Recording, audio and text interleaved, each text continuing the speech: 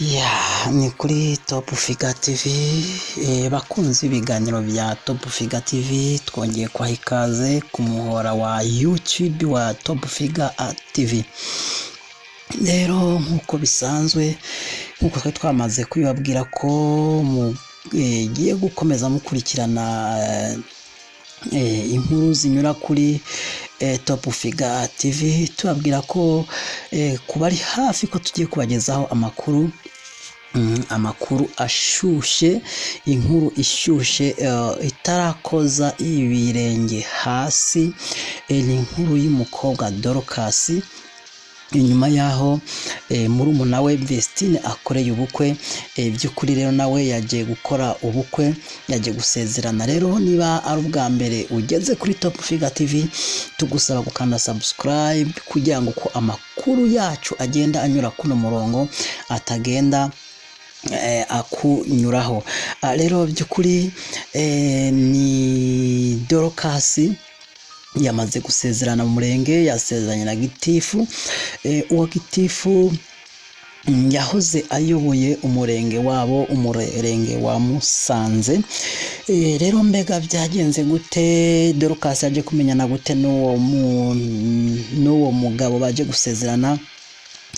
Ni inkuru rero tugiye kuba tukunyurira mu gake kugira ngo umenye ngo mbega byagenze gute, ngo mbega none munsi bigiye gukurikiraho bimeze bite. Twongera kandi tukibutsa ko mu makuru yatambutse tubabwira ko Vestine yarasoje kujyana ikibazo na ADPR, yanze kumusezeranya. Twongera tubabwira ngo mukomeze muguma ku murongo wa Top Figure TV, hari byinshi tubabikiye, hari amabanga yandi tugiye kubabwira ajanye na Kamikazi Dorcas, murumuna wa Vestine. Rero ngayo nguko dukomeje kubaha ikaze ku murongo wacu wa Top Figure TV. Se Dorcas byaje kugenda gute kugira ngo asezerane? Uwo baje gusezerana baje kumenyana bite? Byagenze bite? Rero nibyo tugiye kuba tukunyurira mu gake. Rero uwo mugitifu yarasanzwe ayoboye akarere ka Musanze. Hari muri 2020, murabyibuka twari muri lockdown. By'ukuri hari mu kwezi kwa gatatu, aho uyu muyobozi yari kugenda anyura mu makaritiye, agenda anyura aho abaturage bari batuye. By'ukuri rero kuko gutinya ko abantu bashobora kwandura icyorezo cyangwa se COVID-19, aho yagenda ashishikariza abaturage gusubira mu mazu. Murazi ko twari muri guma mu rugo. Noneho rero nibwo baje kumenyana muri icyo gihe nyine cya lockdown. Nibwo Dorcas yagiye gukubitana imitwe cyangwa se aza gukubitana amaso n'uwo muyobozi, ariko agenda asubiza abantu mu mazu. Nawe amusaba gusubira mu rugo kugira ngo adahava ahura n'ibyago ngo aze kwandura iki cyorezo. By'ukuri rero nuko byagenze. Niho rero baza gukubitana amaso. Gitifu amaze gukubitana amaso n'uyu mukobwa, nyine urukundo ruratangira ruraza mu maso. Rero naho bagiye guhurira, naho baje kumenyanira. Igihe rero nibwo cyaje kugera, uyu mugitife baza kumwimura, bamukuye muri ako karere ka Musanze bamujyana kamwe mu turere tugize umujyi wa Kigali. Mbega byaje kugenda gute? Uyu mugitife yaje kongera guhura gute na Dorcas Kamikazi? By'ukuri rero n'amakuru asekeje, kumenya ese umuntu twese abantu bose niko bagenda bahura n'abakunzi babo. By'ukuri rero ubwo bahuye n'uyu mukunzi we, n'amakuru yarasekeje cyane. Ukomeze ukurikire, uraza kumva uko bagiye kumenyana. Rero nibwo benshi baramuzi, uwitwa Murindahabi Irene, aho yaragiye gushutinga indirimbo ya Dorcas na Vestine. Bisaba ko aza kuyishutingira ku murenge waho uwo mugitife yarayoboye by'ukuri. Noneho rero nibwo Murindahabi yaza gusaba uruhushya uwo Gitife amusaba ko bahashutingira iyo ndirimbo ya Dorcas na Vestine. Nibwo rero yaje kubyumva aramwemerera gushutinga. Nibwo uwo Gitife yaza kureba mu maso yongera kandi gukubitana na wa mukobwa Dorcas.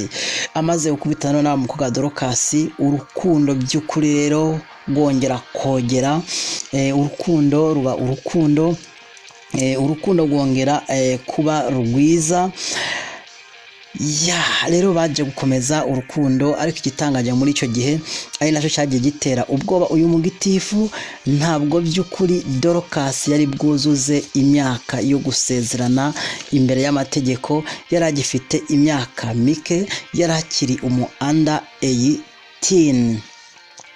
Rero by'ukuri rero ngayo nguko uko byaje kugenda, barakomeza rero baza kuba baziranye mo gake. Niho uyu Mugitifu yaza gusaba Murindahabi Irene ko bibaye byiza yamuha inimero uyu Dorcas akoresha. Rero yaje kuyimuha. Mwibuke ko icyo gihe Dorcas ni mu icyo gihe ariko yitegura kuza kwiga i Kigali. Noneho rero barakomezanya ubucuti. Bamaze gukomezanya ubucuti rero nibwo bagiye gufata umwanzuro wo kubana, bagiye gufata umwanzuro wo kurushinga. Rero by'ukuri udushya twinshi twaje kubera rero mu iri sezerano ryabo. Ikibazo si uko basezeranye, ahubwo ikibazo umuntu wese ari kugenda yibaza ku bijyanye n'imitoma baje guterana imbere y'abantu, imbere y'imbaga nyamwinshi zari zikoranye zaje mu murenge wa Dorcas na Gitife. Reka tubanyuriremo umwe mu mitoma uyu mugabo yaje gutera uyu mukobwa. Yamubwiye ngo ndi kumwe nawe. By'ukuri ni umutoma, ni mitoma itabimenyerewe, kandi ibintu twagiye tubanyuriramo kenshi imbere yuko Vestine akora ubukwe. Twabinyujije hano kuri Top Figure TV. Abantu ngo murabeshya, abantu benshi bagenda babipinga ati yamara ibyo muvuga sibyo. Noneho rero n'ibya Dorcas tubizanye hano kuri Top Figure TV. Ni ubyizera cyangwa utanabyizera, reka tubihe igihe cyo nyine gusa nicyo kigiye kudusobanurira. Ariko icyo nzi cyo mu gihe gito kitarambiranye, ibyo utari wamenye kuri Dorcas ugiye kuba wabimenya. Ariyo mpamvu tugusaba gukomeza ukurikirana ibiganiro bya Top Figure TV. Arangije aramubwira ngo rero ndi kumwe nawe, sinzigera nicuza mu buzima bwanjye. Uyu mutoma by'ukuri murumva ko ari umutoma ukaze cyane. Arangije amubwira ngo igihe kirekire ntikizigera kimbera imyaka 1000. ngo nzamana ibyishimo ndi kumwe nawe, igihe cyose ndi kumwe nawe ngo numva nezere mu mutima wanjye. Ni wewe si yanjye nari ntegereje, imbaraga zinsunika zikanjyana aho uri, kuko kuba aho uri ntako bisa. Kuba uyu mugabo kuba aho Dorcas ari ntako bisa by'ukuri. Rero akongera kandi akanambwira ngo nishimira cyane kugusoma kurusha uko nasoma undi muntu uwo ari we wese, kuko iminwa yawe impumurira neza, nkumva nayigumana iteka ryose. Iyo turi kumwe nawe mbura ingingo zimwe na zimwe z'umubiri wanjye, nkumva nsigaye njyenyene ku isi. Ese warubizi? By'ukuri rero murumva ko ni mitoma ibigenda itamenyerewe, cyane ko abantu tuzi ko imbere ya Gitifu cyangwa se mu murenge bagiye gusezerana kenshi humvikana indahiro z'abageni, imitoma yo itabimenyerewe. Rero niko gashya kaje kuba mu gusezerana kw'aba bantu, mu gusezerana kw'aba bahungu n'abakobwa. Noneho rero Dorcas nawe amaze kumva uwo mutoma, nawe ntabwo yamuheje, nawe ntabwo yagarukiye aho, nawe yaramukubise umutoma by'ukuri, rero umutoma utari woroshe. Nawe arangije amubwira ngo iyo uri kumwe nanjye, mwumve neza uno mutoma by'ukuri, ngo iyo uri kumwe nanjye mu mwanya nk'uyu, ngo kugutekeza byonyine binzanira ibyishimo bidasanzwe. Arara arongera kandi avuga ngo se ibi waba wari ubizi Gamushu? Arakomeza aramubwira ati mu gihe uzaba uri wenyine uzahora uraba hagati y'intoki zawe, aho niho mba ndi rwose.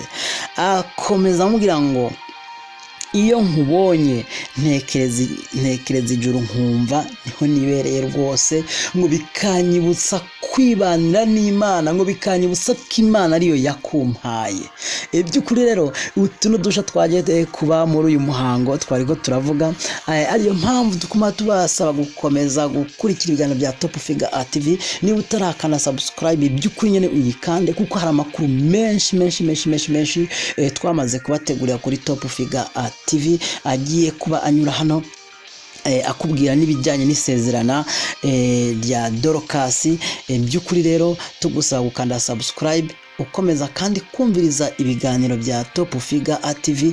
By'ukuri ku bakunzi bacu turabishimira cyane, ibyo tumaze kugeraho ni ku bwanyu.